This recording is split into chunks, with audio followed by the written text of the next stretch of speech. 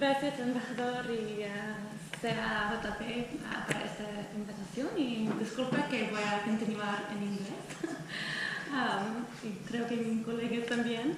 So we'll start the rest of the session off in English. So I'm going to be talking very briefly about explosive weapons in populated areas.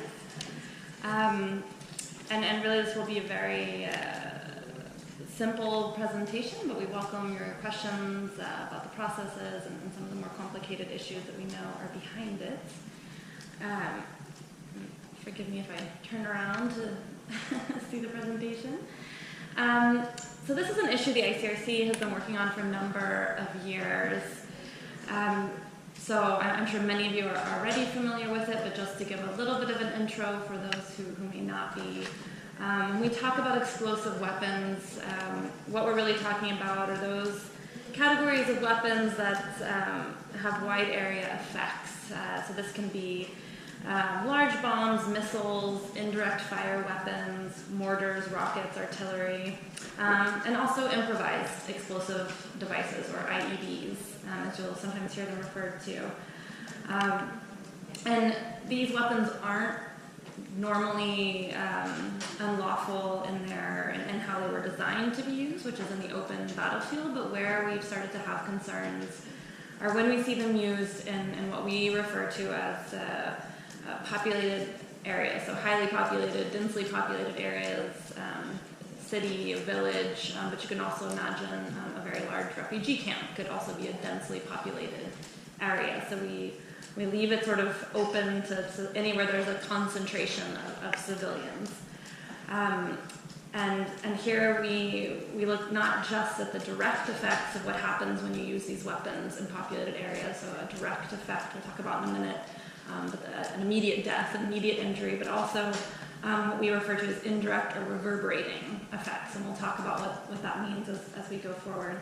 But what I would say up front is we want to assume for the purpose of this discussion that we are talking about lawful weapons, a lawful target, so a military objective, that the target is not the civilian object or the group of civilians as such.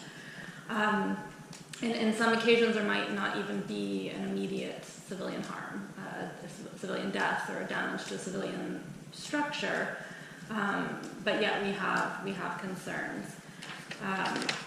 And I'll have to remember also to do the slides while I talk. There we go. So this problem, as I said, we've been talking about it for a long time, did not arise out of lawyers talking in a room about whether or not proportionality includes yada, yada, yada.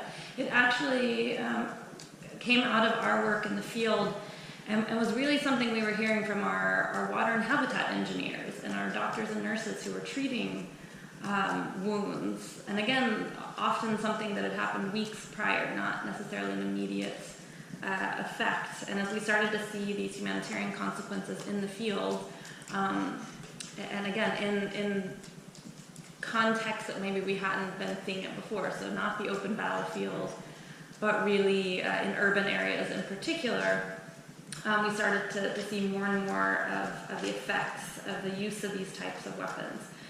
So again, the direct effects are obvious, death, injury, destruction of a building, but it was really the indirect and reverberating effects that I think were starting to concern the ICRC in particular and other organizations, because you see the immediate damage when a hospital is destroyed, whether on purpose or accidentally, that's an obvious direct harm. But what may not be as evident is if you disrupt a water supply and then the hospital's 10 miles away might not be able to operate anymore. And what we wanted to sort of think about and start talking to states about is to what extent those effects that maybe are a bit farther away geographically or temporally need to be taken into account when states are using such weapons, again, particularly in these highly populated areas. And Eric and Ian and anyone else who at any point want to jump in, please feel free. So this next slide just has another sort of visual of what we're talking about here, but when we think about how cities work and how urban areas work and how interconnected everything is, this is a graph that was actually designed by one of our water and habitat teams You can see if you touch any one of these, whether it's the electrical grid or the water station or the pumping station, how it can have effects across essential services for a population. And this is really the visual we want you to take away today, is just that it's not just about the immediate effects of the weapon. It's what we're looking at a week later, a month later, even a year later. In places like Syria, you can see that it takes sometimes years to get a water plant back online or an electrical grid functioning again, and all the consequences that then has for the health. A person might not die immediately from a bomb falling, but if the hospitals aren't able to treat you or the water supply is no longer good, you could die from disease, maybe even years down the road. Now maybe we start to get really far down the path there, and it is a complicated question. At what point do you sort of draw the line? But these are the things that we need to be thinking about as we talk about how we can use these weapons in not only a lawful way, but a way that really minimizes civilian harm. So after having discussions for a number of years, the ICRC and the Red Cross movement came out with a position. This was in 2011. Very straightforward, but I'll read it. Due to the significant likelihood of indiscriminate effects, and we'll talk about what that means, and despite the absence of an express legal prohibition for specific types of weapons, the ICRC considers that explosive weapons with a wide impact area should be avoided in densely populated areas. So all that basically says, there's not any new law that we're talking about here. We're just saying, as a matter of policy or as a matter of promoting humanitarian protections, we encourage states to really avoid the use of these weapons to the extent possible in populated areas. And so just to go a little bit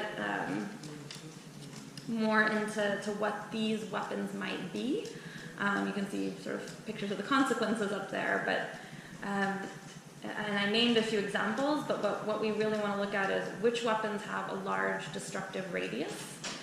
So if you look at large bombs, large caliber mortars and rockets, these are going to have a very large impact, so that it's hard to be precise where what damage is going to be done, if that makes sense. Another concern would be weapons that have a lack of accuracy in their delivery system. So here you think of the traditional would be like landmines or cluster munitions, but there's other categories of these that you don't necessarily know how they're going to be, whether they can be accurately delivered to the spot that you want. Sorry, not landmines, but other artillery and mortars. And then those weapons that are designed to deliver multiple munitions over a wide area. So that would be something like a multi-barrel rocket launcher. So these are just different categories of weapons that we would say would have an impact with would have a wide impact area. And those are the ones that we've seen cause the most sort of devastating consequences in urban areas. So as I mentioned before, this isn't so much about new law. I think the existing laws we have under IHL are quite clear.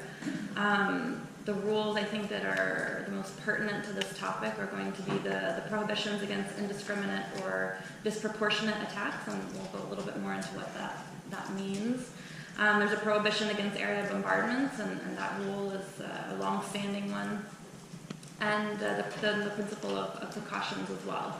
Again, something that is, for anyone who's studied IHL, is not new, but it's just discussing these rules in light of this type of weapon and this type of impact that they can have in an urban area or a densely populated area.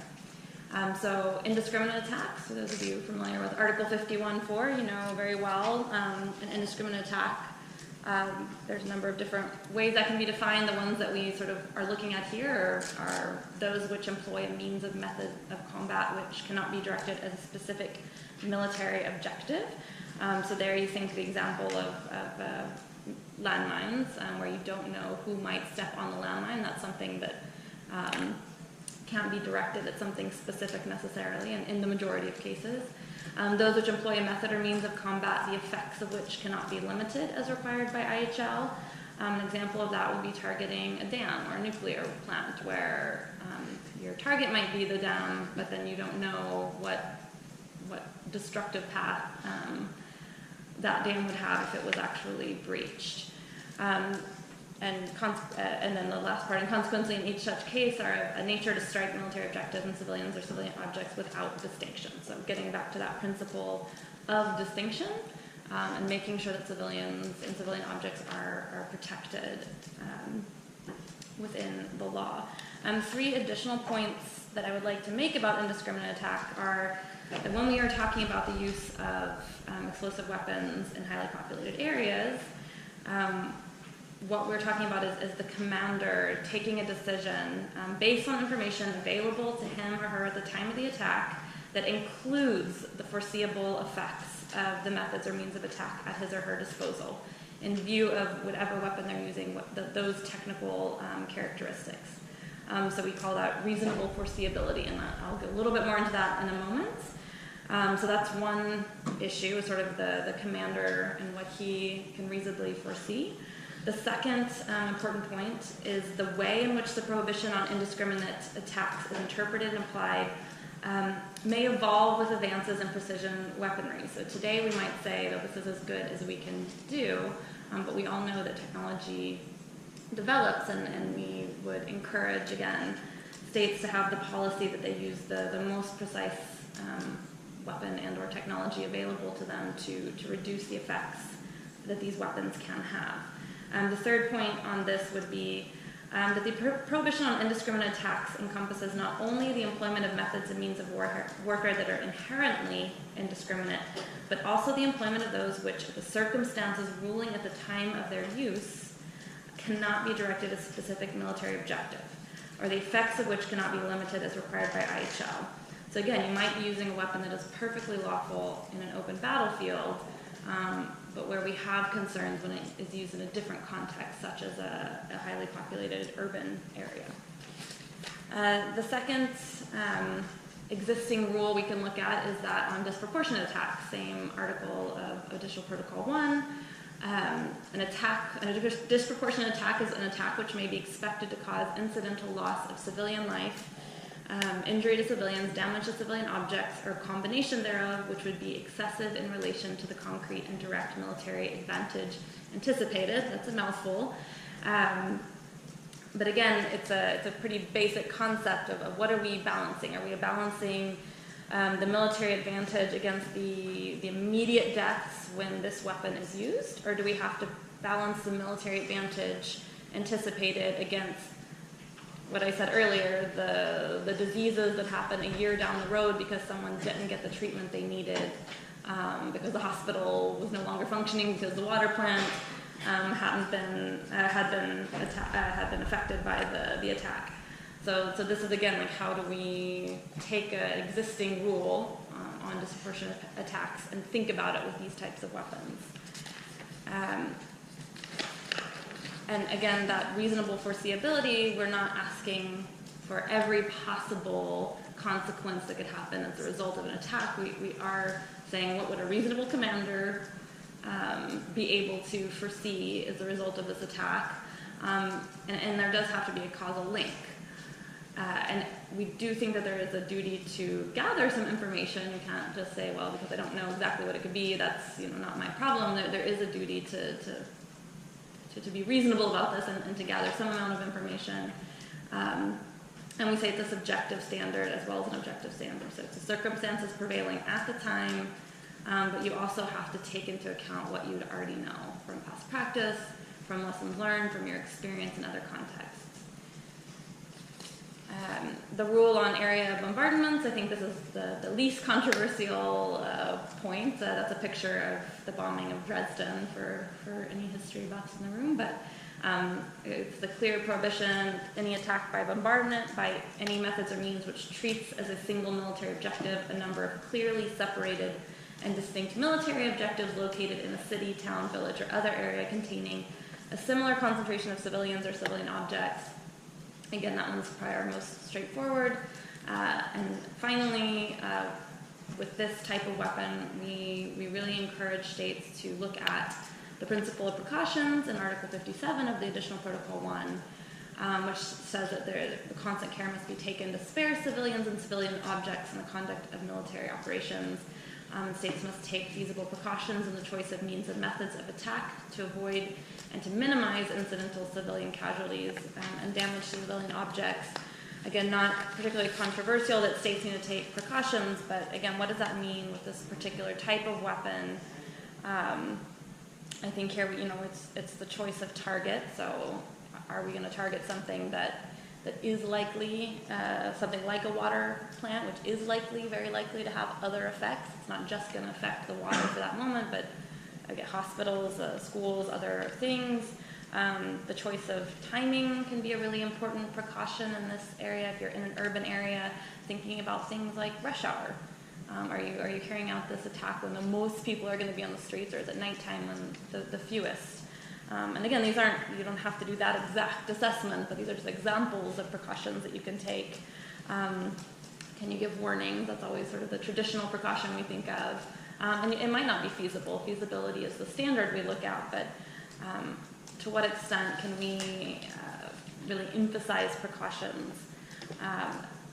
And that's sort of what we see as being sort of the difference between this type of weapon and maybe other weapons we talk about, is really that responsibility to take heightened precautions, or just to take really special considerations of what is the characteristic of this weapon, what kind of effects is it going to have, the characteristics of the environment, the interconnectedness of essential services that are in urban or highly populated areas, and the vulnerability of civilians. If you think about civilians in rural areas who maybe can grow their own food, or maybe have their own well, they might have a different impact than a civilian in a city who really is entirely dependent on the services provided by the government, whoever's ruling at the time, and really doesn't have any self-sufficiency, just because of the nature of the place in which they live. So these are sort of the things we want to really highlight